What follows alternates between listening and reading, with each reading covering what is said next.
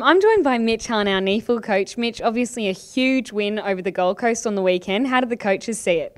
Yeah, it was really pleasing performance, especially to hold Gold Coast to 4 points.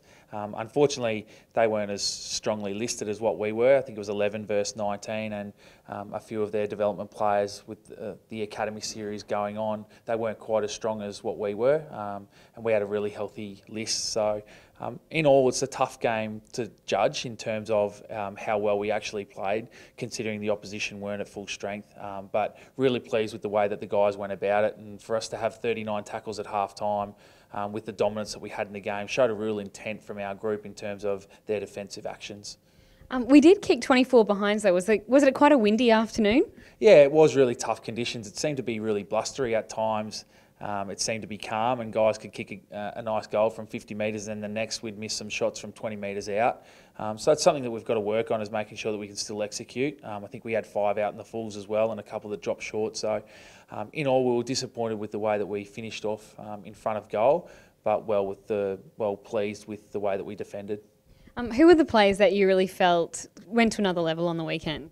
Yeah, Ryan Lester coming back in again was superb. I think he ended up with 15 contested possessions and 15 score involvements, which is a huge effort, and 2 goals. So he was fantastic. Marco Paparone, who missed a lot of last year, is really starting to get some form. He's played a couple of strong games in a row, so that's pleasing. And in that sort of performance, all of our guys had really strong contributions. I mean, even our defenders, to defend 26 inside 50s and only allow them to score 4 points is a fantastic effort. So those guys were really on their game as well. You mentioned defenders. Jack Frost, he's been stringing together a few games this year in the NEAFL after missing a lot of games last year. How's he gone so far?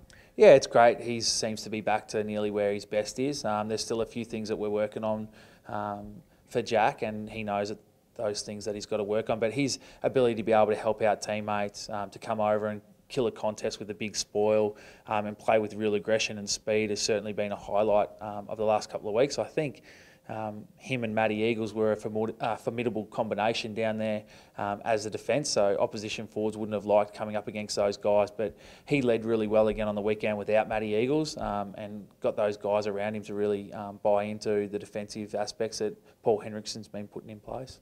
You mentioned Matty Eagles. He's sort of known as the heart and soul of the NEAFL team. Has anyone else come in that role the last few games that he's been absent?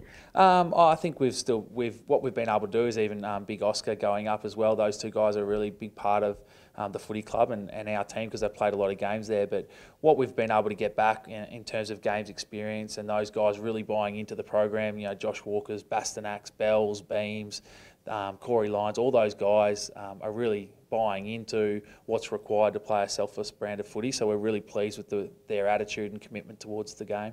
And you mentioned those likes of Lester and Bell with a lot of games experience being quite generous with their knowledge to the younger guys.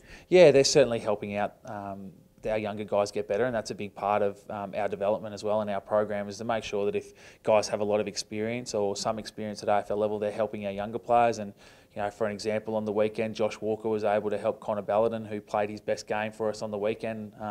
He was moving and marking the ball, and hopefully those players can see the rewards that they're helping the younger players. So we've got Redland this weekend, quite a good rivalry. You were saying before, we had some good games against them last year. What are you expecting? I think Lee Harding runs a fairly good program down there.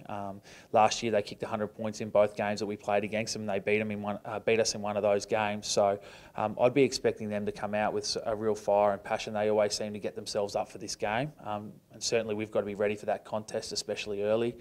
There's a couple of players there who will want to have strong performances, who have been listed with us before, in Matty Hemmelman and Jackson Payne, and then obviously they've got a fair contingent of academy players that have come through our program there that will certainly want to make a statement in terms of how well they play. So look, we've really got to be on our game, because we know that Redlands will be bringing their A game. And great news for our supporters, the game will actually be at Giffen Park, Coorparoo. Yeah, great, and the times changed, which is great, so it allows our supporters to be able to get out there and see our brand of football, and then come to the Gabba and support the club in what will be hopefully a really good day for both teams.